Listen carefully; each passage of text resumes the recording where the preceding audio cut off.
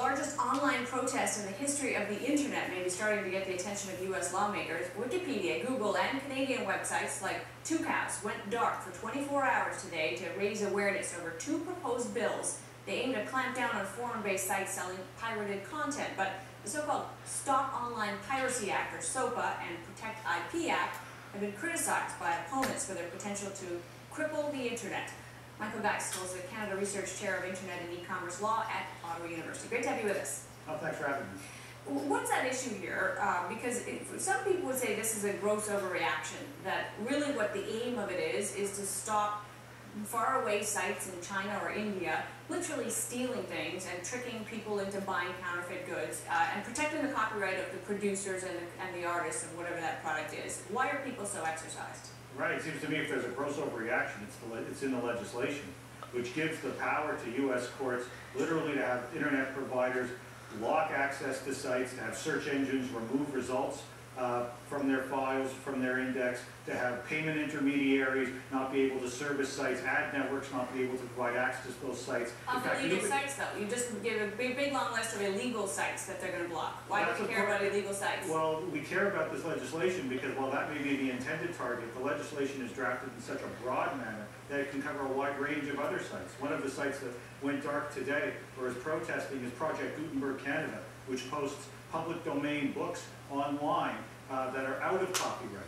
And yet, because we have a different copyright term in Canada as compared to the United States, a site like that could be found to be infringing and blocked out coming out of the United States.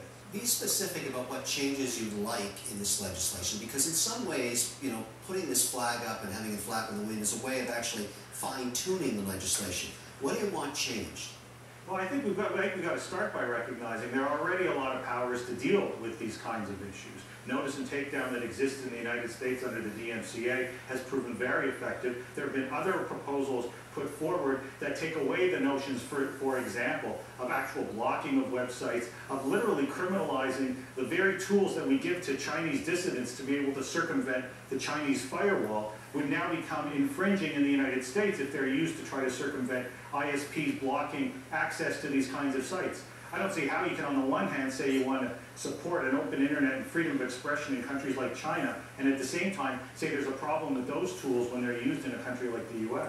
Well, so let's just be clear here, because we want to just establish where we are on the continuum. Do you believe that things like file sharing for music is illegal and should be stopped, or that file sharing for movies is illegal and should be stopped? Well, of course, it's infringing activity, and so where it is, in most countries it's infringing, and where it's infringing, surely the law ought to apply. And I think we need rules to deal with that. I think we need to recognize that we're not going to be able to legislate some of that out of existence. I think that legislation is a part of the solution.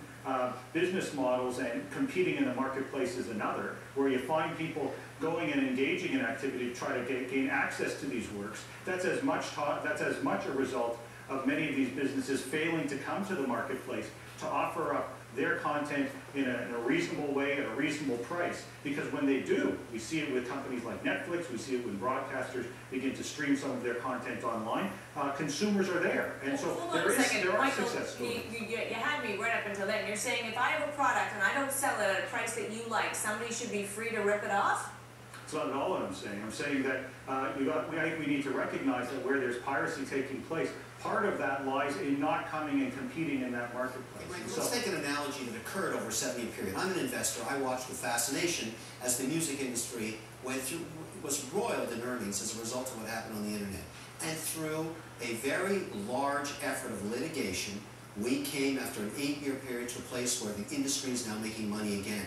The courts can fix these problems through fine-tuned litigation. Why can't we do it again here? It's just content. There's nothing different between this issue and the same issue occurred in music a decade ago.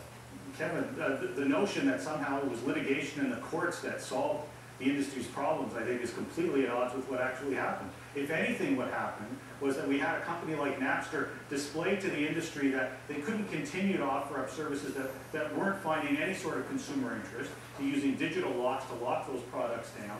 And eventually it was Apple that came in and started to dominate the industry by offering up at a good price point, without the kind of blocks that people didn't want, that people were rejecting in the consumer marketplace, and that's what really started to move the industry. Then we started to see additional kinds of services like Spotify and others that are starting to generate all sorts of income. So it was not about the courts and about legislation that solved any of this sort of stuff. It was about I think the industry coming to the realization that this was all about competing. And listen, none of this is to say that we don't need laws to help address some of these issues. We surely do. But there's a reason that there are companies like Microsoft out there, clearly amongst the most reliant on intellectual property, that is out there saying that these laws as currently drafted don't work for it either. The kind of harm that they cause is simply too great. And what's the next step here? Where is this bill and what will happen to it now? Well, the bill is obvious. There are two bills, one at the Senate, one at the House. Just today, we've seen an enormous amount of pushback, obviously, from the public, and we've seen a number of senators and other Congress people say that they're concerned and they're withdrawing their support for the legislation. So it's pretty clear that today's protests have had an impact. But I think in many ways, I mean, your starting question was exactly right.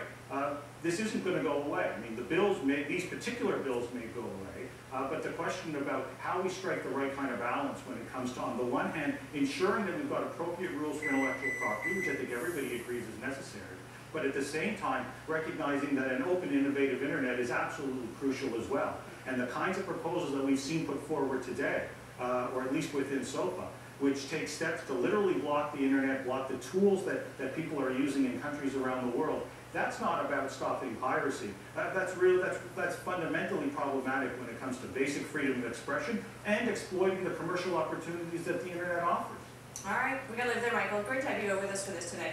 And thanks so much for having me. Michael Geist, one of Canada's leading experts on this subject, a law professor at the University of Ottawa. Well, there's bad news for automakers. It seems